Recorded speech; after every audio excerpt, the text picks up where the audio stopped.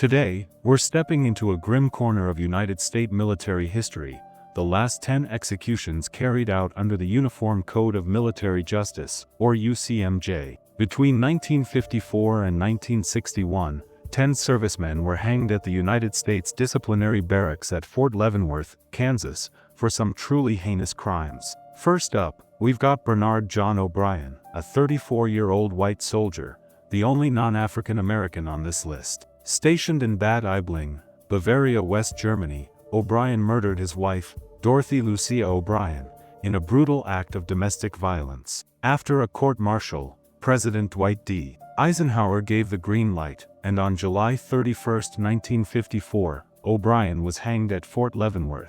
This case kicked off the UCMj's era of executions. Next, meet Chastine Beverly, a 25-year-old African-American soldier. At Fort Leonard Wood, Missouri, Beverly teamed up with two others to murder Harry Langley, a fellow soldier, in a violent attack. On March 1, 1955, he was one of 3 hanged that day at Fort Leonard Wood, all approved by Eisenhower. Moving right along, we have Louis M. Suttles, a 26-year-old African-American soldier. Suttles was part of that same deadly trio with Beverly. Convicted of murdering Harry Langley, he faced the gallows alongside his accomplices on March 1, 1955, at Fort Leonard Wood.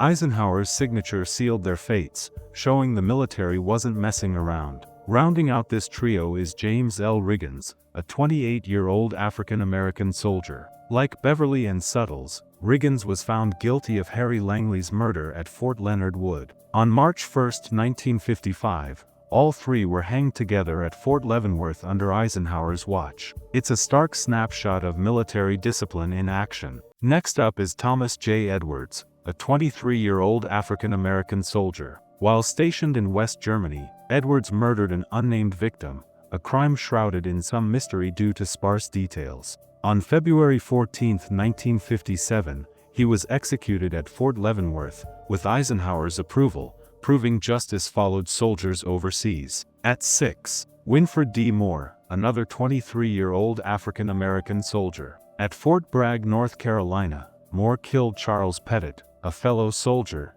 in a violent clash. 10 days after Edwards, on February 24, 1957, he was hanged at Fort Leonard Wood, with Eisenhower signing off. 2 executions in 1 month. Next we've got Ernest L. Ransom, a 26-year-old African-American soldier. Stationed in Incheon, South Korea, Ransom committed a double murder, taking the lives of 2 unnamed victims during a tense post-war period.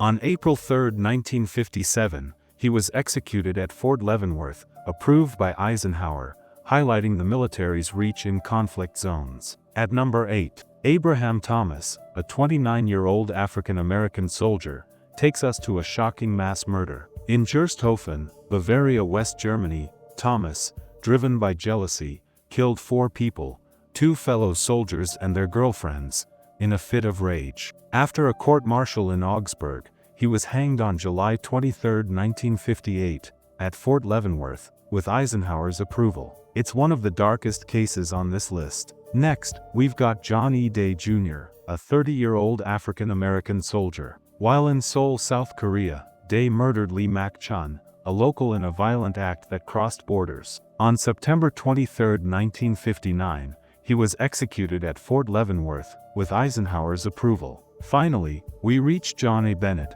a 25-year-old African-American soldier, and the last person executed by the United States military. In Siesenheim, Salzburg, Austria, Bennett assaulted and tried to murder an 11-year-old girl, who thankfully survived. Despite pleas for mercy, President John F. Kennedy upheld the sentence. On April 13, 1961, Bennett was hanged at Fort Leonard Wood, closing this chapter of military executions. These 10 executions under the UCMj from 1954 to 1961 tell a story of strict military justice, crimes ranging from domestic murders to international atrocities, all ending at the gallows in Fort Leonard Wood.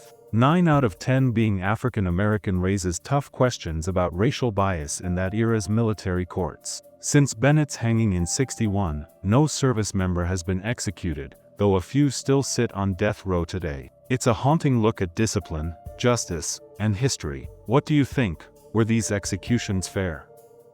Should the military bring back capital punishment? Drop your thoughts in the comments below. Thanks for watching.